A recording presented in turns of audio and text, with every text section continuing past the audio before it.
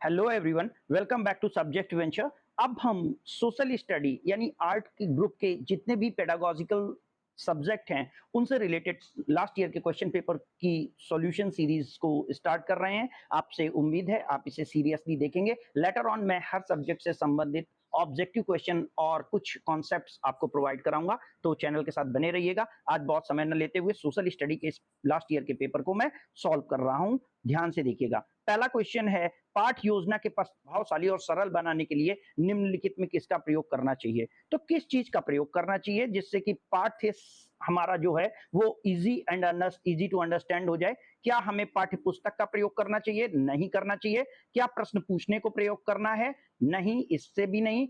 क्या इनमें से कोई नहीं? आप देखिए, सहायक सामग्री का प्रयोग किया जाना चाहिए। इस तरीके से ऑप्शन सी सही हो जाएगा। अब अगला क्वेश्चन है कि अच्छे पाठ्य पुस्तक की कौन कौन सी विशेषताएं हैं। तो अच्छी पाठ्य पुस्तक में क्या क्या होना चाहिए? उसमें मुद्रण स्वच्छ और स्पष्ट होना चाहिए। भाषा शैली सरल, स्पष्ट, मौलिक और प्रभावशाली होनी चाहिए। विषय वस्तु का प्रस्तुतिकरण शिक्षण उद्देश्यों के अनुरूप हो, यह भी होना चाहिए। तो इस तरीके से हमारा जो राइट आंसर है वो ऑप्शन डी हो जाएगा। अगले क्वेश्चन की ओर चलते हैं। टेप रिकॉर्डर किस तरीके की शिक्षण सामग्री है? यानी टेप रिकॉर्डर किस तरीके की शिक्षण सामग्री है? मैं आपको गारंटी दे रहा हूं, शिक्षण सामग्री के प्रकारों में से दृश्य श्रव्य और श्रव्य दृश्य, यानी श्रव्य सामग्री, दृश्य श्रव्य सामग्री से एक क्वेश्चन हर पेडागॉजी के पेपर में आएगा। आप नोट करके रख लीजिए आज का दिन और आज का समय। टेप रिकॉर्डर किस तरीके की सहायक सामग्री है? तो टेप रिकॉर्डर आपको पता है हम केवल सुन सकते हैं, इसलिए श्रव्य सामग्री हो जाएगा, दृश्य सामग्री नहीं होगा, दृश्य श्रव्य सामग्री नहीं होगा। अगला ऑप्शन देखते हैं, मूल्यांकन के उपकरण कौन कौन से हैं। अगर हम मूल्यांकन करते हैं, किसी चीज को देखते हैं, मूल्यांकन का मतलब इवैल्यूएशन होता है, तो हमें किन किन चीजों से इवैल्यूएशन करने को मिलता है? क्या हम इंडेक्स यानी सूची का यूज करते हैं? यस, करते हैं। क्या हम प्रश्नावली का यूज करते हैं? करते हैं। या हम निर्धारण मापनी, यस, रेटिंग स्केल का भी यूज करते हैं। तो ये सभी हमारा राइट आंसर हो जाएगा, ऑप्शन डी। अब अगले क्वेश्चन को देखते हैं। सामाजिक विज्ञान के अध्ययन में छात्रों में निम्न में से किसका गुण का विकास नहीं होता है? सामाजिक विज्ञान का अध्ययन अगर हमारे छात्र कर रहे हैं तो उनमें किन गुणों का विकास नहीं होगा? जैसे सहयोग का विकास, इसका तो विकास होगा, तो ये ऑप्शन गलत हो गया। सहिष्णुता यानी टॉलरेंस, इसका भी विकास होता है, ये भी गलत हो गया। निष्पक्षता, इसका भी विकास होता है, इसलिए ये भी गलत हो गया। स्वार्थपरिता एक ऐसा गुण है जो हमारे सोशल स्टडी पढ़ने वाले बच्चों में नहीं डेवलप होता है, क्योंकि ये सेल्फिशनेस है, इसलिए ये ऑप्शन डी सही हो जाएगा। निम्नलिखित में किसे शिक्षण कौशल में रखा गया है? यानी कौन सी चीजें हमारी टीचिंग स्किल्स में आती हैं? तो पाठ प्रस्तावना कौशल, जिसे हम इंट्रोडक्शन स्किल कहते हैं, यस, दिस इज राइट। व्याख्या कौशल, एक्सप्लेनेशन एटीट्यूड, यस। उद्दीपन परिवर्तन कौशल, ये भी होता है। तो इस तरीके से ये हमारा उपर्युक्त सभी ऑप्शन डी इसका भी सही आंसर हो जाता है। नेक्स्ट क्वेश्चन है, प्रशिक्षु शिक्षक इस प्रकार अनुदेशनात्मक उद्देश्य लिखता है कि विद्यार्थी इतिहास को परिभाषित कर पाएंगे। तो ये बताइए किस तरीके का वो उद्देश्य निर्धारित कर रहा है? क्या वो किस तरीके का उद्देश्य है? ये उसका संश्लेषणात्मक उद्देश्य है, विश्लेषणात्मक उद्देश्य है, अवबोध है या ज्ञान है? तो यहां पर देखिए, ये ज्ञानात्मक उद्देश्य के उसमें आता है, क्योंकि छात्र को इस बात का ज्ञान हो जाएगा कि क्या चीजें हैं और इतिहास कैसी है। उपचारात्मक शिक्षण सुधार किससे संबंधित है? यानी जो हमारा रेमेडियल टीचिंग मेथड होता है उसमें हम क्या चीजें लाते हैं? रेमेडियल टीचिंग मेथड हमारा किस बात के लिए प्रयोग होता है?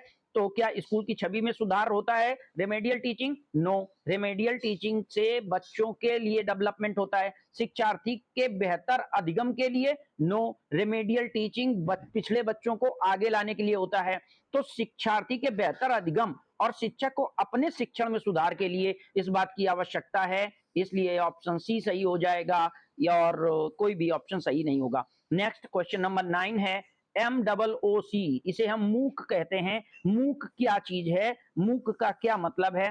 तो मूक को हम क्या कहते हैं? तो ये जो है ये मैसिव ओपन ऑनलाइन कोर्सेस होते हैं, इनको मॉक के सेंस में कहा जाता है। ये मैसिव वर्ड है, मोसिव नहीं है। ये मोस्ट ऑर्गेनाइज्ड ऑफलाइन कोर्सेज नहीं होता है, ये बिल्कुल नहीं होगा। मॉडर्न ऑनलाइन ऑफिस कोर्सेज, ये भी नहीं होगा। Most massive open online courses होगा, और इस तरीके से ये OER का फॉर्म है। वर्तमान समय में OER ओपन एजुकेशन रिसोर्स के नाम से जो प्लेटफॉर्म चलते हैं उसके लिए इस बात को लाया जा रहा है।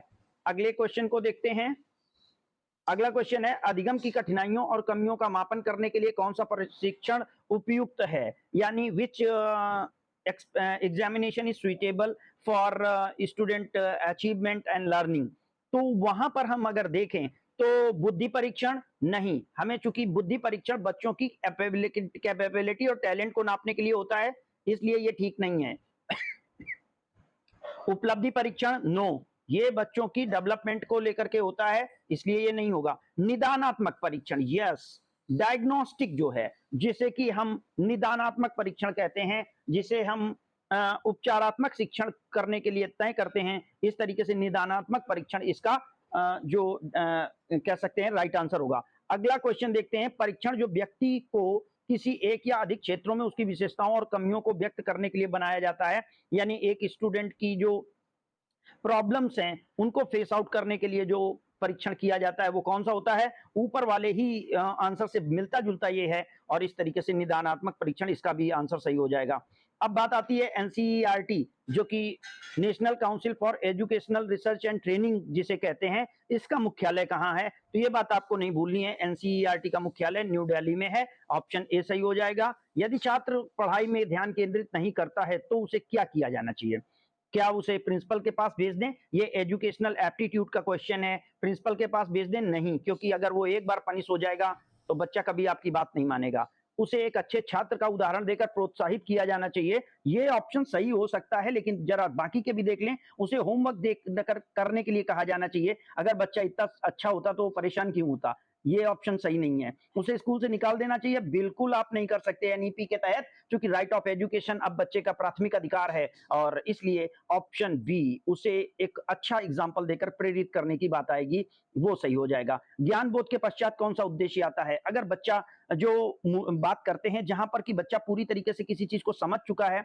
और उसको मान चुका है, तो अब उसके बाद कौन सा ऑप्शन आएगा जिससे कि वो उसका काम करे, तो ज्ञान बोध के बाद किसी चीज को आप जानेंगे, जानने के बाद मानेंगे, और मानने के बाद प्रयोग करेंगे, इसलिए ऑप्शन ए इसका राइट आंसर हो जाएगा, ये बात आपको याद रखना है। उसके बाद फिर विश्लेषण, संश्लेषण और लास्ट में मूल्यांकन आता है, तो तीसरे नंबर पर हमारा प्रयोग आ जाएगा।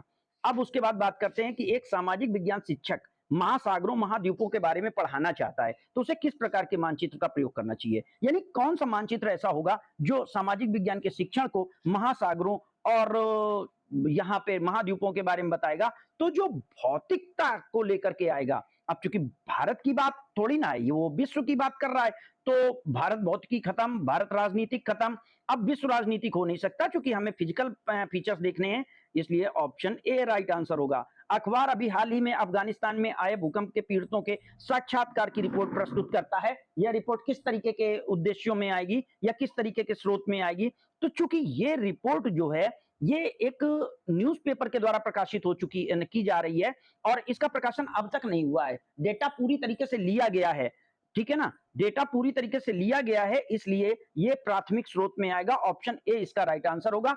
अगर यही डेटा कहीं पहले से पब्लिश हो गया होता तो वो द्वितीयक डेटा के रूप में आ जाता है, इसलिए याद रखेंगे ये प्राथमिक डेटा होता है, पब्लिश डेटा नहीं। अगले क्वेश्चन को देखते हैं, निम्नलिखित में प्राथमिक स्रोत की श्रेणी में नहीं रखा जा सकता, किसे नहीं रखा जा सकता प्राथमिक स्रोत की श्रेणी में, मैंने अभी अभी आपसे बात बताई कि किस बात को प्राथमिक स्रोत में नहीं रखा जा सकता, तो प्राथमिक स्रोत वो होता है जो पहली बार प्रकाशित हुआ है, तो वेद पहली बार प्रकाशित हुआ है, इसलिए ये ऑप्शन गलत हो जाएगा। उपनिषद पहली बार प्रकाशित है, ये भी गलत हो जाएगा।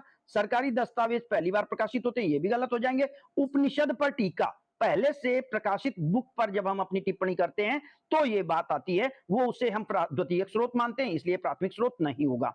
अब बात आती है ओईआर क्या है, अभी बात कर रहे थे कि ओईआर क्या चीज होती है, ओईआर क्या चीज होती है, ओईआर के बारे में हम जब जानते हैं तो ओईआर क्या है, ये ओपन एजुकेशनल रिसोर्सेज है, ये ओपन एजुकेशनल रिसोर्सेज है, अभी हम पीछे डिस्कस कर रहे थे, तो इस तरीके से ऑप्शन ए इसका राइट आंसर हो जाएगा।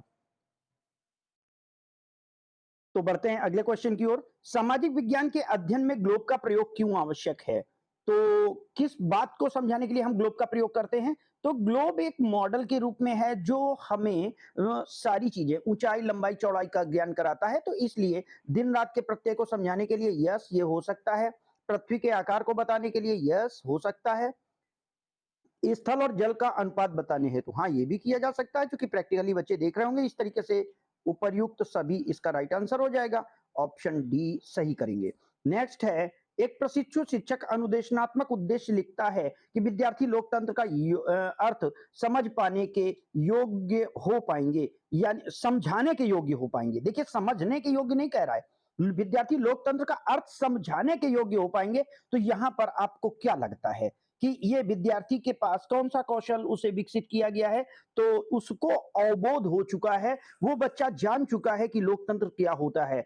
तो इस तरीके से वो अवबोध को जानता है और उसका प्रयोग कर सकता है, इसलिए ऑप्शन सी सही हो जाएगा। एक छात्र कारगिल के युद्ध में जाने के में को उत्सुक है, वह कुछ सैनिकों का इंटरव्यू लेता है जिन्होंने इस युद्ध में भाग लिया है। ऐसे सैनिकों को निम्नलिखित में क्या माना जा सकता है? तो आपको पता है कि जिस चीज का कोई भी पब्लिकेशन इसके पहले नहीं हुआ है, वो चीजें प्राथमिक स्रोत के रूप में जानी जाती हैं। ऑप्शन बी इसका सही आंसर हो जाएगा। ये ऑप्शन बी ही सही होगा। कक्षा में शिक्षण कार्य होना चाहिए, कैसा शिक्षण कार्य होना चाहिए? तो शिक्षण कार्य क्या पारस्परिक क्रिया द्वारा होना चाहिए? निश्चित तौर पर ऐसा होना चाहिए। देखते हैं कुछ और भी ऑप्शन क्या है। गहन, एक कॉम्प्रहेंसिव होना, ये एक नॉर्मल बात है तो इसे हम नहीं टिक करेंगे। सरल होना, हाँ ठीक है होना चाहिए।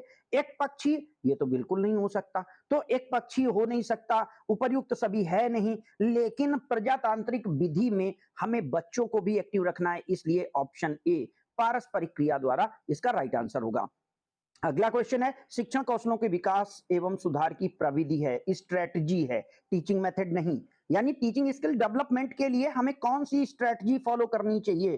क्या हम अनुकरणीय प्रशिक्षण करें, सूक्ष्म शिक्षण करें, प्रशिक्षण समूह रखें, या अंतरक्रिया विश्लेषण करें? तो क्या विशेष चीज हमको करनी चाहिए? तो आपको याद होगा जेम्स एलन महोदय ने इस बात को कहा है कि विद्यार्थी शिक्षकों को अपनी शिक्षण कौशल का विकास और सुधार करने के लिए सूक्ष्म शिक्षण किया जाना अनिवार्य है, इसलिए option B is right answer. Next है, सामाजिक अध्ययन मानवीय संबंधों का अध्ययन है, ये कथन किस व्यक्ति के द्वारा कहा गया है? कौन से जो वैज्ञानिक हैं उन्होंने कहा है? तो ये कथन जोरो मिलिक का है, लिमिक का है, इसलिए ऑप्शन ए सही होगा। कक्षा में विकासात्मक प्रश्न पूछे जाते हैं, विकासात्मक प्रश्न। अब यहां पर एक बात याद कर लीजिएगा, प्रश्नों के प्रकार से एक क्वेश्चन आता है। तो सबसे पहले प्रश्न कौन से होते हैं? प्रस्तावना प्रश्न। कौन से होते हैं? प्रस्तावना प्रश्न। प्रस्तावना प्रश्न के बाद दूसरा कौन सा होता है? दूसरा प्रश्न होता है समस्या प्रश्न। और जो समस्या प्रश्न के बाद प्रश्न आते हैं, उन प्रश्नों को क्या कहते हैं? समस्या प्रश्न के बाद हम जिन प्रश्नों को लाते हैं वो प्रश्न हमारे विकासात्मक प्रश्न होते हैं, क्योंकि हम अपनी बात कह चुके होते हैं। तो छात्रों की सहायता से पाठ को आगे बढ़ाने के लिए ये किया जाता है। पूर्व ज्ञान को जानना, ये प्रस्तावना प्रश्न होता है, इसलिए ये सही नहीं है। पाठ की प्रस्तावना के लिए ये भी सही नहीं है। पुनरावृत्ति प्रश्न बिल्कुल नहीं हो सकता। छात्रों की सहायता से पाठ सामग्री को आगे बढ़ाने के लिए ये चीज आती है। बोध प्रश्नों का पूछा जाना अधिक उपयोगी होगा कब? प्रत्येक चरण की समाप्ति पर। हम जितनी भी अन्वितियों में अपने लेसन प्लान को पढ़ाएंगे, उसके बाद हम पाठ के विकास के लिए क्या करेंगे? बोध प्रश्न को प्रयोग करेंगे। तो पाठ के प्रारंभ में नहीं होना चाहिए, अन्विति के चरण प्रत्येक चरण की समाप्ति पर हाँ किया जा सकता है, लेकिन बोध प्रश्न पाठ के विकास के रूप में होते हैं। ये पुनरावृत्ति के समय होते हैं, पाठ के विकास के लिए विकासात्मक प्रश्न होता है। पुनरावृत्ति के समय हमें बोध प्रश्नों को पूछना होगा। हमें यह देखना होगा कि बच्चे ने पुनरावृत्ति सही से की है कि नहीं, यानी बच्चा हमारी बात को समझ पाया है कि नहीं। ऑप्शन इसका डी सही ऑप्शन होगा। पाठ योजना में प्रस्तावना के लिए प्रश्न पूछे जाते हैं। क्यों पूछे जाते हैं? क्योंकि हम छात्रों के पूर्व ज्ञान से संबंध जोड़ना चाहते हैं। हम छात्रों के ज्ञान को चेक करके उसको अब वर्तमान ज्ञान से जोड़ करके उसे शिक्षा देने की कोशिश करते हैं। तो मनोवैज्ञानिक तौर पर पाठ का पूर्व ज्ञान से संबंध जोड़ने के लिए प्रस्तावना प्रश्न पूछे जाते हैं। याद रखिएगा, लेसन प्लान के खंडों से क्वेश्चन हर पेडागॉजिकल विषय में पूछा जा रहा है। शिक्षण प्रक्रिया में मूल्यांकन आवश्यक है। क्यों इवैल्यूएशन किया जाना चाहिए? पाठ्यक्रम में सुधार के लिए बिल्कुल किया जाना चाहिए। छात्रों की उपलब्धि का स्तर जानने के लिए किया जाना चाहिए। शिक्षण कार्य में सुधार के लिए किया जाना चाहिए। तीनों सही हो जाते हैं। ये भी सही है, ये भी सही है, ये भी सही है, इसलिए option D is the right answer. अगला है, निबंधात्मक प्रश्नों का प्रमुख गुण है वस्तुनिष्ठता। नो, निबंधात्मक प्रश्नों में अगर आप पूरे क्वेश्चन को बिल्कुल जैसा का तैसा लिख के आते हैं तो भी आपको प्रश्नों के उतने उत्तर मार्क्स नहीं मिलते, इसलिए वस्तुनिष्ठता नहीं होगा। अभिव्यक्ति की स्वतंत्रता यहाँ पर मुख्य गुण है, यानी निबंधात्मक प्रश्न में आप अपने विषयों को, आप अपने विचारों को लिख सकते हैं, इसलिए ऑप्शन बी सही होगा। व्यापकता भी इसका अर्थ हो सकता था, लेकिन हमें एक ही टिक करना है, इसलिए अभिव्यक्ति की स्वतंत्रता ही इसका सर्वोच्च सबसे अच्छा कह सकते हैं आंसर होगा। कहानी कथन विधि से बालकों में विकास होता है। कहानी कथन की विधि से क्या बालकों में होता है? विषय का नहीं, तार्किकता का नहीं, गणित थोड़ी ना है ये, कल्पना का हाँ, इमेजिनेशन का। एक बार की बात है, जंगल में एक राजा रहता था, बच्चे राजा, कल्पना और जंगल सब समझ जाते हैं, तो इस तरीके से कल्पना का विकास होता है, ऑप्शन सी सही है। वह शैक्षिक योजना जिसके अंतर्गत संपूर्ण वर्ष में चलने वाली प्रक्रिया का उल्लेख होता है, बात किया गया है संपूर्ण वर्ष का, तो ये वार्षिक योजना हो जाएगी, ऑप्शन सी सही होगा। कौन सा पाठ्यक्रम का प्रकार नहीं होता है? पाठ्यक्रम बाल केंद्रित होता है, शिक्षक केंद्रित होता है, विषय केंद्रित होता है। तो पाठ्यक्रम ये भी होता है, शिक्षक केंद्रित भी होता है, विषय केंद्रित भी होता है, लेकिन विद्यालय केंद्रित नहीं होता है। तो विद्यालय केंद्रित नहीं होता, इसलिए ये वाला ही सही ऑप्शन होगा, बाकी ऑप्शन गलत हो जाएंगे, क्योंकि नहीं पूछा गया है। जिस पाठ में, जिस क्वेश्चन में नहीं शब्द का प्रयोग हो जाए, वहां पर याद रखिएगा कि पाठ हमें आंसर बहुत सावधानी से देना है। यहाँ पे तीनों प्रश्नों सही हैं, पाठ्यक्रम उन्हीं पर केंद्रित होता है, लेकिन उसने नहीं पूछा है, इसलिए हमें उसे टिक करना है जिस पर केंद्रित नहीं होता है। अगला देखते हैं, विद्यालय सामाजिक विज्ञान के पाठ्यक्रम के निर्माण का आधार है। दर्शन भी है, समाज भी है, मनोविज्ञान भी है, ये भी है, ये भी है, ये भी है, इसलिए डबल टिक पड़ेगी हमारी कहां पर? ये सभी पर, ऑप्शन डी सही हो जाएगा। सामाजिक विषय अध्ययन विषय विज्ञान विषय की परंपरा से किस प्रकार से भिन्न है? सामाजिक अध्ययन और सामाजिक विज्ञान में एक थोड़ा सा, बहुत छोटा सा अंतर है, और ये अंतर विषय वस्तु का होता है। जो सामाजिक अध्ययन की विषय वस्तु है, वो सामाजिक विज्ञान की विषय वस्तु से ज्यादा विस्तृत है। सामाजिक विज्ञान निम्न स्तरीय विषय वस्तु रखता है, ये बात याद रखेंगे। विज्ञान शिक्षण, सामाजिक विज्ञान शिक्षण में शिक्षण सामग्री का प्रयोग करेंगे अगर हम, तो क्या होगा? पाठ लंबा हो जाएगा, छात्र उबने लगेंगे, या उपर्युक्त दोनों कथन असत्य हैं, या दोनों कथन सत्य हैं। दोनों के दोनों कथन असत्य हैं, क्योंकि शिक्षण सामग्री का प्रयोग करने से पाठ अच्छा होता है, जल्दी से पढ़ते हैं और छात्र इंटरेस्ट लेते हैं, रुचि लेते हैं। दोनों कथन असत्य हैं, ऑप्शन सी पर हमारा टिक लगेगा। अब बढ़ जाते हैं अगले क्वेश्चन की ओर। राष्ट्रीय स्तर पर विद्यालय शिक्षा के पाठ्यक्रम को कौन तैयार करता है? यानी पाठ्यक्रम के निर्माण का काम किसके द्वारा किया जाता है? तो ये काम हमारी एनसीईआरटी करती है, ऑप्शन सी सही हो जाएगा। सामाजिक विज्ञान में कौन सा टीएलएम प्रयुक्त नहीं होता है? चुंबकीय कंपास, ग्लोब, मानचित्र या नेपियर पट्टी। तो क्या आप बता सकते हैं? चुंबकीय कंपास को भौतिक विज्ञान में प्रयोग करते हैं, लेकिन याद रखिएगा भूगोल में दिशा के लिए कंपास का प्रयोग किया जाता है, ये सही हो जाएगा। ग्लोब होता ही है, मानचित्र होता ही है। नेपियर पट्टी एक ऐसा सामाजिक कह सकते हैं टीएलएम है जो हमारा सामाजिक विज्ञान में प्रयोग नहीं होता, इसलिए हमारा ऑप्शन डी सही हो जाएगा। और समाचार पत्र कैसी शिक्षण सामग्री है? तो फिर वही देखिए क्वेश्चन शिक्षण सामग्री से आ रहा है। दृश्य सामग्री, श्रव्य सामग्री, दृश्य श्रव्य सामग्री। आप नोट करके रख लीजिए, किसी भी प्रकार के विषय में इस तरीके का क्वेश्चन जरूर आएगा। समाचार पत्र जो है ये दृश्य सामग्री है, इसमें साउंड नहीं होता है। और सामाजिक विज्ञान के अध्यापक का सबसे अधिक आवश्यक गुण कौन सा है? कि उसके अंदर अधिक शिक्षण डिग्रियां हो, बिल्कुल आवश्यकता नहीं है इसकी। व्यक्तित्व अच्छा हो, ये बात हो सकती है, इच्छा शक्ति हो सकती है, लेकिन बच्चों की समझ उसके अंदर होनी चाहिए। अगर अध्यापक अपने बच्चों को नहीं समझता है तो बाकी सारी चीजें उसकी बेकार हो जाती हैं, किसी काम की नहीं होती हैं। इसलिए बच्चों की समझ अध्यापक को होनी चाहिए, और इस तरीके से हमारा ऑप्शन डी सही हो जाएगा। आगे बढ़ने से पहले बच्चों मैं आपको बता देना चाहता हूं कि अगर आप हमारी टेक्निकल टीम का सपोर्ट करना चाहते हैं तो हमारे चैनल के जो डिस्क्रिप्शन बॉक्स के नीचे सुपर थैंक्स का एक ऑप्शन है, जिससे आप हमें फाइनेंशियली हेल्प दे सकते हैं, जिससे जो हमारे साथ आपकी एडिटिंग और बैकअप के लिए जो टीम है वो वर्क कर पाए और उन्हें भी थोड़ा सा उत्साहवर्धन हो। तो जो भी लोग, जिन्हें भी हमारा अध्ययन मटेरियल अच्छा लगता है, जिनको लगता है कि हम उनके लिए और अच्छा काम करें, उनसे मैं रिक्वेस्ट करूंगा कि वो सुपर थैंक्स के बटन को हिट करके हमारी टीम को सपोर्ट देने का प्रयास करें। आगे बढ़ते हैं। सामाजिक विज्ञान से संबंधित सामाजिक विषय का विज्ञान का ज्ञान दिया जा सकता है, यानी सामाजिक विज्ञान से संबंधित समसामाजिक विषय जिसे हम जीए कहते हैं, उसको किस तरीके से ज्ञान दिया जा सकता है, तो हम उसे वाद विवाद प्रतियोगिता भी आयोजित कर सकते हैं, सही होगा। प्रश्नोत्तरी प्रतियोगिता कर सकते हैं, दैनिक समाचार विश्लेषण कर सकते हैं, उपर्युक्त सभी सही हो जाएगा क्योंकि ये सारी चीजें की जा सकती हैं। Option D is right answer. विद्यालय में शिक्षक द्वारा उपयुक्त वातावरण बनाने के लिए किन बातों पर ध्यान दिया जाना चाहिए? सामाजिक विविधता के प्रति सम्मान होना चाहिए, बच्चों के अधिकारों और गरिमा के प्रति सजगता का भाव होना चाहिए, धर्मों के प्रति सहिष्णुता और आदर भाव बिल्कुल सही है। इस तरीके से उपर्युक्त सभी सही इसका हो जाएगा। अगले क्वेश्चन में बढ़ चलते हैं। सामाजिक विज्ञान के शिक्षण में परियोजना विधि के अंतर्गत कौन सा कथन सही नहीं है?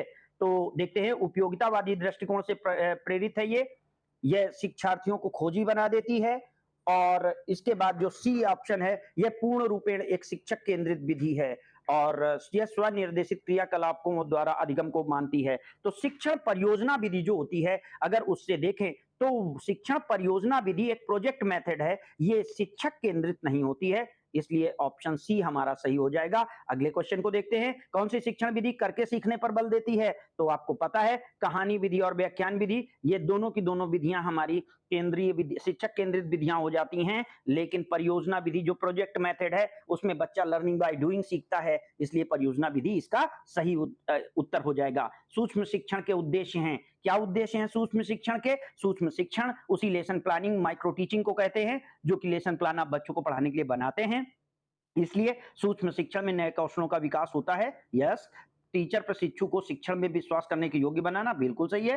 टीचर प्रशिक्षु को कई शिक्षण कौशलों के योग्य बनाना, सही है। उपर्युक्त सही सभी बिल्कुल सही ऑप्शन हो जाएगा। ऑप्शन डी को सही से टिक करेंगे। निम्नलिखित में किस अवस्था में बच्चे को समकालीन मुद्दों और समस्याओं से परिचित कराया जा सकता है? क्या प्राथमिक अवस्था में बच्चों को समकालीन मुद्दों पर चर्चा करा देंगे? बिल्कुल नहीं। तो ऑप्शन प्राथमिक अवस्था नहीं होगा, इसलिए ए बी भी नहीं हो सकता, इनमें से कोई भी नहीं हो सकता। उच्च अवस्था यानी उच्च प्राथमिक अवस्था, जहां पर 6 से हमारे बच्चे आते हैं, उस जगह से हम बच्चों को समकालीन मुद्दे और समस्याओं से परिचित करा सकते हैं, और इसलिए ऑप्शन बी सही हो जाएगा। अगला क्वेश्चन है, निम्नलिखित में कौन सी शिक्षण विधि का उपयोग सामाजिक विज्ञान शिक्षण के अंतर्गत नहीं किया जा सकता? तो बताइए कौन सी विधि नहीं हो सकती है? तो कहानी कथन प्रविधि, परियोजना प्रविधि, प्रयोगशाला विधि, व्याख्यान विधि। तो अगर आप यहां पर देखेंगे तो आप पाएंगे कि देखने में तो लग रहा है कि सारी हो सकती हैं, लेकिन जो प्रयोगशाला विधि है, ये हमारी विज्ञान की विधि है। हमारे सामाजिक विज्ञान में प्रयोगशाला का कोई काम नहीं होता, इसलिए हमारा ऑप्शन सी सही हो जाएगा। अगले क्वेश्चन की ओर बढ़ चलते हैं, देखते हैं सामाजिक विज्ञान शिक्षण की मुख्य समस्याएं क्या हैं? कि परंपरागत शिक्षण पद्धतियां हैं। यस, कहीं ना कहीं हम पुराने समय से जूझते रहते हैं, ये सही है। पुस्तकालय से अब सुविधाओं का अभाव है, बच्चों में लाइब्रेरी नहीं है, और एक अप्रशिक्षित शिक्षक हैं, यानी शिक्षक की एजुकेशन, यद्यपि ये बात दे दी गई है, अलग बात है, वर्तमान समय में हाईली ट्रेन टीचर रखे जा रहे हैं। आप सब लोग भी बीएड के लेवल को समझ रहे हैं, तो इस तरीके से कहा जा रहा है, तो ये बात लिख सकते हैं हम यहाँ पर कि ये उपर्युक्त सभी इसका सही आंसर होगा, लेकिन यथार्थ में उपर्युक्त सभी सही आंसर नहीं है। वर्तमान समय में शिक्षकों की अप्रशिक्षण शिक्षा का अभाव नहीं है, हाईली क्वालिफाइड टीचर्स रखे जा रहे हैं, बल्कि मैं ये कहना चाहूंगा कि जितना ट्रेनिंग और जितनी क्वालिफिकेशन शिक्षक की देखी जाती है, शायद अगर इतनी और किसी डिपार्टमेंट में देखी जाए तो हमारा कल्याण हो जाएगा। सामाजिक विज्ञान में किस प्रकार के शिक्षण सामग्री का प्रयोग सबसे अधिक हो सकता है? मॉडल, संग्रहालय, दृश्य श्रव्य माध्यम या चित्र? तो मैंने बताया आपको कि एजुकेशन को बेटर बनाने के लिए जो हम सबसे ज्यादा प्रयोग कर सकते हैं वो श्रव्य दृश्य सामग्री यानी ऑडियो विजुअल ऐड को। ये देखिए चौथा क्वेश्चन है, मैं बता ही रहा हूं आपको, बहुत आसानी से आप समझ लीजिए। दृश्य शब्द सामग्री, श्रव्य सामग्री, दृश्य सामग्री, 4 से 5 क्वेश्चन इससे बनने हैं, माइंड में रख लीजिएगा, हर विषय से संबंधित। सामाजिक विज्ञान शिक्षण का मुख्य उद्देश्य छात्रों में निम्नलिखित भावना का विकास करना है। क्या सामाजिक विज्ञान शिक्षण से भावना का विकास होगा? राष्ट्रीयता की भावना का विकास, प्रांतीयता की भावना का विकास, स्थान विशेष की भावना का विकास, जातीयता की भावना का विकास। तो कौन सा विकास हम नहीं करना चाहते हैं, या कौन सा विकास उद्देश्य है? तो राष्ट्रीयता की भावना का विकास, पैट्रियोटिक फीलिंग डेवलप करना हमारी सोशल स्टडी का मुख्य उद्देश्य है। सामाजिक विज्ञान शिक्षण के अध्यापक का उद्देश्य क्या होना चाहिए? उसमें सामाजिक समरसता रखना, बिल्कुल सही है। सामाजिक विज्ञान का नवनिर्माण करना, ये बिल्कुल सही है। सामाजिक समस्याओं का समाधान ढूंढना, इसलिए उपर्युक्त सभी पर हम जबरदस्त टिक करेंगे। ऑप्शन डी राइट आंसर हो जाएगा। मूल्यांकन के बारे में सत्य कथन क्या है? कि मूल्यांकन एक सतत प्रक्रिया है, मूल्यांकन एक अवधारणा है, शैक्षिक प्रक्रिया का अंग है, मूल्यांकन सभी चीजें हैं, इसलिए डी ऑप्शन सही होगा इसका भी। और आगे चलते हैं, सामाजिक विज्ञान में पर्यटन में निम्न में से किस दृष्टि से सर्वाधिक महत्वपूर्ण है? पर्यटन से हमारा प्रत्यक्ष ज्ञानार्जन होता है, कक्षा कक्ष से दूरी होती है, ये कोई मतलब ही नहीं है, सामूहिक समायोजन होता है, ये भी नहीं, मनोरंजन होता है। तो पर्यटन का मनोरंजन से कोई मतलब नहीं है, लेकिन हम प्रत्यक्ष ज्ञानार्जन के लिए इसको टिक करेंगे, यानी हम जब ज्ञानार्जन प्रत्यक्ष पर्यटन करते हैं तो हम अपनी इंद्रियों द्वारा उस चीज को देखते हैं। ऑप्शन ए सही हो जाएगा। शिक्षक सहायक सामग्री शिक्षण अधिगम प्रक्रिया को क्या बनाती है? प्रभावशाली, सहायता करती है, रोचक बनाती है, बिल्कुल सारी चीजें करती है। ऑप्शन डी पर टिक कर देंगे। अगला, सामाजिक विज्ञान के अंतर्गत कौन से तथ्य का अध्ययन किया जाता है? समाज संबंधी, नागरिकता, मानवीय संबंध, सभी का अध्ययन होता है, इसलिए डबल टिक जाएगा कहां पर? उपर्युक्त सभी पर। ऑप्शन डी सही हो जाएगा। अगला, प्रभावशाली शिक्षक के लिए आवश्यक है वह संप्रेषण में निपुण हो, उसका सामाजिक स्तर ऊंचा हो, वह आर्थिक रूप से सक्षम हो, कठोर हृदय वाला हो। सक्षमता से कोई मतलब नहीं, सामाजिक स्तर का कोई मतलब नहीं, कठोर हृदय वाला शिक्षक होना ही नहीं चाहिए, संप्रेषण में निपुण होना चाहिए, इसलिए ऑप्शन ए सही हो जाएगा। शिक्षण के उद्देश्यों को ज्ञानात्मक, संज्ञानात्मक, भावात्मक और क्रियात्मक क्षेत्रों में किसने बांटा है? ये ब्लूम और अन्य का डिवीजन है, जिन्होंने सामाजिक विज्ञान के शिक्षण के तहत इसके उद्देश्यों को बांटा है। क्रियात्मक अनुसंधान की आवश्यकता है किस बात के लिए? तात्कालिक समस्या का समाधान, समस्या का तुरंत समाधान, घटना स्थल पर ही अध्ययन। उपर्युक्त तो सभी सही हो जाएगा। सामाजिक विज्ञान में निम्नलिखित में कौन सी परीक्षा छात्रों के स्वतंत्र चिंतन के मूल्यांकन का अवसर प्रदान करती है? तो निबंधात्मक प्रकार की जो परीक्षा है, जो परीक्षा पूरी तरीके से बच्चे फ्री माइंड होकर के अपने विचारों के डेवलपमेंट के लिए देते हैं, वो परीक्षा बच्चों के स्वतंत्र चिंतन को प्रेरित करती है। ऑप्शन बी सही हो जाएगा। माध्यमिक शिक्षा के अनुसार पाठ्यक्रम निर्माण के संबंध कौन से हैं? विविधता और लचीलापन होना, बिल्कुल सही है। सामूहिक सामुदायिक जीवन से संबंध होता है, विषयों के पारस्परिक संबंध होते हैं, इसलिए उपर्युक्त सभी सही हो जाएगा। ऑप्शन डी इसका भी सही होगा।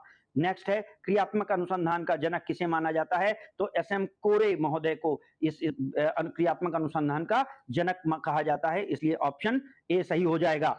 एक अच्छे उपलब्धि परीक्षण की क्या विशेषताएं होनी चाहिए? वो वैध हो और वो इसमें विश्वसनीयता हो, विभेदन क्षमता हो, ये सभी चीजें एक परीक्षण में होनी चाहिए। ऑप्शन डी सही हो जाएगा। एनसीईआरटी के अनुसार सूक्ष्म शिक्षण में भारतीय प्रतिमानों में सूक्ष्म शिक्षण चक्र की अवधि कितनी है? तो एनसीईआरटी के द्वारा बनाया गया जो सूक्ष्म शिक्षण चक्र है उसमें 36 मिनट की अवधि दी गई है, इसलिए ऑप्शन डी सही हो जाएगा। नेक्स्ट क्वेश्चन है, सूक्ष्म शिक्षण एक प्रशिक्षण विधि है, सूक्ष्म शिक्षण एक प्रशिक्षण विधि है जिसमें छात्र अध्यापक किसी प्रशिक्षण कौशल का प्रयोग करते हुए थोड़ी अवधि के लिए छोटे समूह के एक संप्रत्यय को पढ़ाता है। यह कथन किसका है? यह कथन बीके पासी महोदय का है, इसलिए ऑप्शन ए सही हो जाएगा। सूक्ष्म शिक्षण की शुरुआत कब हुई? ये शुरुआत 1963 में हुई है।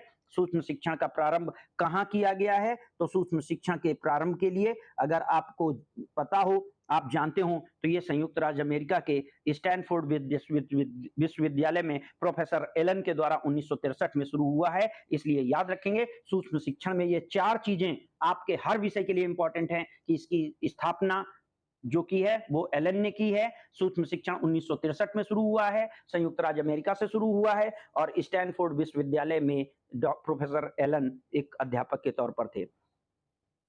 अगला क्वेश्चन है, निम्न में से पंचपदीय उपागम का सोपान नहीं है, कौन सा पार्ट पंचपदीय उपागम का सोपान नहीं है? तो उसमें आप देखेंगे प्रस्तुतिकरण, स्पष्टीकरण, प्रयोग और पुनरावृत्ति। पुनरावृत्ति को पंचपदी में नहीं रखा गया है, इसलिए ऑप्शन डी सही हो जाएगा। पाठ योजना में सबसे अधिक महत्व किस बात का है? पाठ योजना बनाते समय शिक्षक, शिक्षार्थी, पाठ्य वस्तु या गृह कार्य, सबसे इंपॉर्टेंट चीज है पाठ्य योजना में पाठ्य वस्तु, क्योंकि पाठ्य वस्तु पर अगर आप काम सही से कर ले गए तो आप सारी चीजों पर अच्छे तरीके से विकसित हो सकते हैं और पाठ्य वस्तु को हम सबसे ज्यादा इंपॉर्टेंट मानेंगे। नेक्स्ट है, इकाई योजना में कौन सा गुण नहीं है? इकाई योजना का कौन सा गुण नहीं है? तो जो इकाई योजना है, इकाई योजना का गुण, इकाई योजना समरूप है, बोधगम्य है, व्यापक होती है। इकाई योजना में संपूर्ण विषय वस्तु को इकाई नहीं माना जाता है, यह कक्षा कार्य को अधिक रोचक और सक्रिय बनाती है। इकाई योजना व्यवस्था उद्देश्यों की प्राप्ति की दृष्टि होती है। ऑप्शन बी जो है जिसमें इकाई के रूप में नहीं माना जाता, ये गलत है। इकाई योजना में पाठ्य वस्तु को इकाई ही माना जाता है। सामाजिक विज्ञान के शिक्षक को बल देना चाहिए किस बात पर? दूसरे विषय से संबंधित सूचना देने पर, सामाजिक मुद्दों के प्रति चिंतन की शक्ति के विकास पर, परीक्षार्थियों को परीक्षा करने के जोर देने पर, विद्यार्थियों के भाषा के विकास पर। यद्यपि ये सारी चीजें सामाजिक सरोकार से मिलती हैं, यानी सामाजिक अध्ययन से मिलती हैं, लेकिन छात्रों को सोशली कॉन्शियस बनाना, सामाजिक मुद्दों के प्रति चिंतन शक्ति विकसित करना मुख्य उद्देश्य होना चाहिए। नेक्स्ट है, पाठ्यक्रम शिक्षक के हाथ में ऐसा साधन है जिससे वह अपने विद्यार्थियों को अपने उद्देश्यों के अनुसार अपने विद्यालय में ढाल सकता है। बहुत ही इंपॉर्टेंट डिफिनीशन है ये, और ये डिफिनीशन कनिंघम महोदय के द्वारा है। यहाँ पर याद रखिएगा, पाठ्यक्रम जो है शिक्षक के हाथ में एक औजार है जिसमें वह अपने विद्यार्थियों को, विद्यार्थी विषय वस्तु हो जाएगा, विद्यालय स्टूडियो हो जाएगा और शिक्षक एक कलाकार हो जाएगा। इसलिए कनिंघम महोदय के अनुसार ये तुलनाएं याद रखेंगे। पाठ्यक्रम के क्षेत्र में शामिल हैं विद्यालय की अंतः क्रियाएं, बाह्य क्रियाएं, उपर्युक्त दोनों, कोई नहीं, उपर्युक्त दोनों शामिल हैं। आगमन विधि के प्रतिपादक कौन हैं? तो आगमन विधि के प्रतिपादक अरस्तु महोदय हैं, याद रखेंगे। प्रोजेक्ट विधि के प्रतिपादक कौन हैं? किलपैट्रिक महोदय हैं। विधियों के संबंध में एक बहुत ही विस्तृत और रुचिपूर्ण वीडियो ऑलरेडी चैनल पर अपलोड है, आप उसे देख सकते हैं, वो ये वीडियो है। करिकुलम की उत्पत्ति क्यूरेरे शब्द से हुई है। क्यूरेरे किस भाषा का शब्द है? तो क्यूरेरे ग्रीक लैटिन भाषा का शब्द है, और क्यूरेरे का अर्थ रेस कोर्स होता है, ये बात याद रखेंगे। ब्लूम के संज्ञानात्मक ज्ञान के उद्देश्यों को कितने स्तरों पर बांटा है? तो संज्ञानात्मक ज्ञान के उद्देश्यों को ब्लूम ने 6 भागों में बांटा है। पाठ्य योजना के निर्माण से पहले हमें किस बात का ध्यान रखना चाहिए? हमें वस्तु विद्यार्थियों के पूर्व ज्ञान का पता होना चाहिए, विषय वस्तु का अच्छा ज्ञान होना चाहिए, बालकों की रुचि का ज्ञान होना चाहिए। इसलिए उपयुक्त सभी पर डबल टिक जाएगा, ऑप्शन डी सही होगा। आर नेक्स्ट क्वेश्चन, आरसीईएम से आशय है, तो आरसीईएम क्या है? तो ये विद्यालय जो है आरसीएम, ये regional college of education Mysore है, और इसे हम क्षेत्रीय शिक्षा महाविद्यालय मैसूर कहते हैं। तो इसलिए आरसीईएम जो है वो क्षेत्रीय शिक्षा महाविद्यालय मैसूर है। पंचपदीय उपागम किससे संबंधित है? तो पंचपदीय उपागम की जो संबंध है वो जे.एफ. हर्बर्ट से है, प्रोफेसर हर्बर्ट से है। नेक्स्ट है, छात्रों के सामाजिक विज्ञान के प्रति रुचि पैदा करने के लिए शिक्षक को चाहिए कि वह एक ही प्रकार की शिक्षण विधियों का प्रयोग करे, पाठ्य पुस्तकों का प्रयोग करके पढ़ाना शुरू करे, विद्यार्थियों को पूछने की अनुमति न दे, या गतिविधि आधारित शिक्षण करे। तो अगर विद्यार्थियों को अध्ययन में रुचि पैदा करनी है तो हमें उन्हें लर्निंग बाय डूइंग यानी उनका पार्टिसिपेशन चाहिए होगा। तो याद रखेंगे, एक ही तरीके का गतिविधि आधारित शिक्षण गलत हो जाएगा, पाठ्य पुस्तक पढ़ना गलत होगा, पूछने की अनुमति न देना बिल्कुल गलत हो जाएगा। ऑप्शन डी सही होगा। पाषाण युग में विषय पाठ को पढ़ाते समय आपका पहला कदम क्या होगा? सहायक सामग्री का चयन, उद्देश्यों का निर्धारण, प्रस्तावना प्रश्न का निर्माण, या मूल्यांकन प्रश्न का निर्माण। तो आपको इसके लिए जो सहायक जो आप सामग्री चुनेंगे, वो सामग्री चुनने के साथ साथ उद्देश्यों का निर्धारण पहले करें आप, क्योंकि जब तक उद्देश्य नहीं निर्धारित होंगे तब तक कुछ नहीं हो सकता। तो उद्देश्य पहले निर्धारित होंगे, फिर सामग्री का चयन होगा, इसलिए ऑप्शन बी सही होगा। पहले कदम के तौर पर शैक्षिक उद्देश्यों को व्यवहारगत परिवर्तन की दृष्टि से ब्लूम व अन्य ने शैक्षणिक उद्देश्यों को, ध्यान रखिएगा, शैक्षणिक उद्देश्यों को व्यवहारगत परिवर्तन की दृष्टि से ब्लूम एवं अन्य ने कितने भागों में बांटा है? तो मैंने पहले ही आपसे कहा कि ये 3 भागों में बांटे गए हैं, जिनमें संज्ञानात्मक है, भावात्मक है और क्रियात्मक है। सामाजिक विज्ञान विधिवत सामग्रियों का समूह है जो मानव के मानवीय संबंधों से संबंध रखती है। यह कथन किस विद्वान का है? तो यह कथन हमें इंसाइक्लोपीडिया ऑफ एजुकेशन रिसर्च में मिलता है, इसलिए ऑप्शन सी सही हो जाएगा। जीने की कला बड़ी सुंदर कला है एंड सामाजिक अध्ययन द्वारा ही इसका ज्ञान होता है। यह कथन किस व्यक्ति का है? तो यह कथन एमपी मोफात का है, इसलिए ऑप्शन बी सही हो जाएगा। सामाजिक विज्ञान के अंतर्गत कौन सा विषय सम्मिलित नहीं है? इतिहास, मनोविज्ञान, भूगोल और अर्थशास्त्र। आपको मैं बता दूं, सामाजिक विज्ञान 4 विषयों का समन्वय है, जिसमें हम इतिहास, भूगोल, अर्थशास्त्र और नागरिक शास्त्र को रखते हैं। यहाँ पर मनोविज्ञान गलत है, इसलिए मनोविज्ञान सही आंसर हो जाएगा, क्योंकि विषय कौन सा नहीं है पूछा गया है। सामाजिक अध्ययन का प्रारंभ किस देश में सबसे पहले हुआ? यानी सामाजिक विषय को एक विषय के रूप में पढ़ाया जाने का प्रारंभ कब किया, कहाँ किया गया? ये संयुक्त राज्य अमेरिका में हुआ, इसलिए ऑप्शन ए सही है। प्रत्यास्मरण और प्रत्यय विज्ञान किस विशिष्ट उद्देश्य के अंतर्गत आता है? तो ये हमारे लिए जो पूर्व में सीखी गई बातें हैं, उन बातों को याद करने के लिए है, तो हम किसी चीज को तभी याद कर पाएंगे जब हमें उसका ज्ञान होगा। ऑप्शन बी सही हो जाएगा। एक प्रशिक्षु विशिष्ट उद्देश्यों के उसमें लिखता है कि छात्र लोकतंत्र के अर्थ का वर्णन करने में सक्षम होंगे। ये कैसी चीजें हैं? तो क्या इस प्रशिक्षु को किसी तरीके का ज्ञान हो चुका है? यस, उसे अवबोध हो चुका है कि लोकतंत्र क्या होता है। ये क्वेश्चन इसी प्रश्न पत्र में रिपीट हुआ है, याद रखिएगा। सूक्ष्म शिक्षण किस संकेतों की ओर निर्वहन करता है या संकेत करता है? कम समय में कम विषय वस्तु को पढ़ाना, छोटे समूह में विद्यार्थियों को पढ़ाना, शिक्षण प्रशिक्षण को बारीकी से अवलोकन करना। एक ऐसी छोटी कक्षा को पढ़ाना जिसमें सभी विद्यार्थी भूमिका निर्वहन कर रहे हों। तो बताइए कौन सा ऑप्शन इसमें सही होगा? तो अगर देखा जाए तो सूक्ष्म शिक्षण एक छोटी सी कक्षा है जिसमें सहपाठी ही विद्यार्थियों की भूमिका निभाते हैं। भारत में सामाजिक अध्ययन को विषय के रूप में पढ़ाने का प्रतिपादन किस आयोग ने किया? यानी किस आयोग ने ये बात कही कि सामाजिक विज्ञान का अध्ययन विद्यालयों में कराया जाए? ये रिपोर्ट मुदालियर कमीशन की थी, इसलिए ऑप्शन बी सही होगा। उच्च प्राथमिक स्तर पर निम्नलिखित कथनों में से कौन सा कथन सामाजिक विज्ञान का सही वर्णन करता है? तो देखिए, यह कम वैज्ञानिक और अवधारणाओं पर निर्धारित है। गलत बात है ये स्टेटमेंट सही नहीं है। यह वास्तविक जीवन और रोजगार दिलाने के लिए उपयोगी नहीं है, ये भी गलत है। यह विवेचनात्मक सोच और कल्पनाओं को प्रेरित करता है, ये भी सही बात है। लेकिन और देख लेते हैं, यह ऐसे तथ्यों से भरपूर है जिन्हें याद रखना जरूरी है। तो बताइए क्या हो सकता है? ऑप्शन सी, विवेचनात्मक सोच और कल्पनाओं को प्रेरित करता है। नेक्स्ट है सामाजिक विज्ञान में विषय का अध्ययन किस प्रकार से किया जाना चाहिए? तो सामाजिक विज्ञान में विषयों का अध्ययन मिश्रित रूप में, अलग-अलग रूप में, एकीकृत रूप में किया जाना चाहिए। कैसे करना है? तो विषयों का अध्ययन एक एग्रीगेट फॉर्म में करना है, कंसिस्टेंसी के साथ करना है, कंसोलिडेट फॉर्म में करना है। इस तरीके से हमारा एकीकृत फॉर्म होगा। 92 क्वेश्चन, निम्नलिखित में कौन सा सामाजिक अध्ययन विज्ञान की प्रकृति के अनुकूल नहीं है? तो सामाजिक विज्ञान में समाज का अध्ययन होता है, बिल्कुल सही है। सामाजिक विज्ञान एक प्राकृतिक विज्ञान है, ये बात भी सही है। सामाजिक विज्ञान एक प्रकृति अंतः विषयक है, ये बात भी सही है। सामाजिक विज्ञान मानव जीवन से संबंधित है। तो इनमें से अगर आप देखें तो सामाजिक विज्ञान एक प्राकृतिक विज्ञान है, ये बात गलत है, क्योंकि सामाजिक विज्ञान प्योर साइंस नहीं है, ये सोशल साइंस है। ये फिजिक्स जैसा नहीं है, ये केमिस्ट्री जैसा नहीं है, यहाँ के रूल चेंज होते हैं। तो प्योर साइंस और आइडियल साइंस में अंतर है। ये नॉर्मेटिव साइंस नहीं है, ये आइडियलिस्टिक साइंस है, इसलिए ऑप्शन बी सही होगा। माध्यमिक स्तर पर सामाजिक विज्ञान शिक्षण के उद्देश्य क्या हैं? सभी सही चीजें हैं, इसलिए उपयुक्त सभी सही हो जाएगा।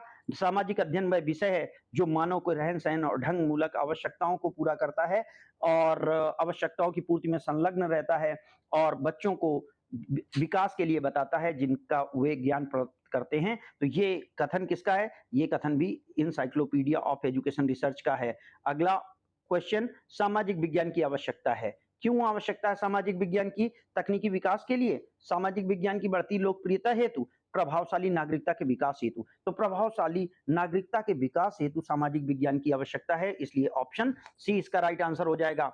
सन 1900 किस सन में सामाजिक अध्ययन को एक विषय के रूप में मान्यता प्रदान की गई? तो ये क्वेश्चन आप देखें तो 1915 में सामाजिक विज्ञान को एक विषय के तौर पर मान्यता प्रदान की गई। सामाजिक विज्ञान के पाठ्यक्रम के निर्माण में किस सिद्धांत को महत्व नहीं दिया जा सकता? सामुदायिक केंद्रीयता का सिद्धांत, शिक्षक केंद्रीयता का सिद्धांत, क्रियाशीलता का सिद्धांत, बाल केंद्रीयता का सिद्धांत। तो शिक्षक केंद्रीयता का सिद्धांत बिल्कुल भी अवेलेबल नहीं है, इसलिए ये ऑप्शन बी सही हो जाएगा। भारत में सामाजिक विज्ञान का अध्ययन औपचारिक प्रतिपादन कब किया गया? यानी भारत में सामाजिक विज्ञान को औपचारिक तौर पर कब पढ़ाने का प्रयास किया गया? तो भारत में सामाजिक विज्ञान की जो अध्ययन है वो 1937 से शुरू हुई है, इसलिए ऑप्शन डी इसका सही आंसर हो जाएगा। सामाजिक अध्ययन के उद्भव की नींव कब रखी गई थी? कब सामाजिक विज्ञान का इमरजेंस हुआ? तो सामाजिक विज्ञान का इमरजेंस 1892 में हुआ है। इस तरीके से अगले क्वेश्चन को देखते हैं। सामाजिक विज्ञान के अध्ययन का अर्थ है कि हम सांस्कृतिक वातावरण का अध्ययन करें, प्राकृतिक वातावरण का अध्ययन करें, मनुष्य और उसके वातावरण का अध्ययन करें। तो हम सामाजिक विज्ञान में मनुष्य और उसके वातावरण का अध्ययन करते हैं। Thanks friends, thank you for watching. हम इस तरीके के वीडियो आगे लाते रहेंगे, कृपया चैनल के साथ बने रहें और सभी विषयों पर, पेडागॉजी के सभी विषयों पर आपके प्रीवियस ईयर के प्रश्न पत्र अपलोड होंगे और लेटर ऑन कंटेंट भी अवेलेबल होगा। तो अगर वीडियो अच्छा लगा हो दोस्तों तक शेयर करें, चैनल के साथ बने रहें। आपका थैंक यू।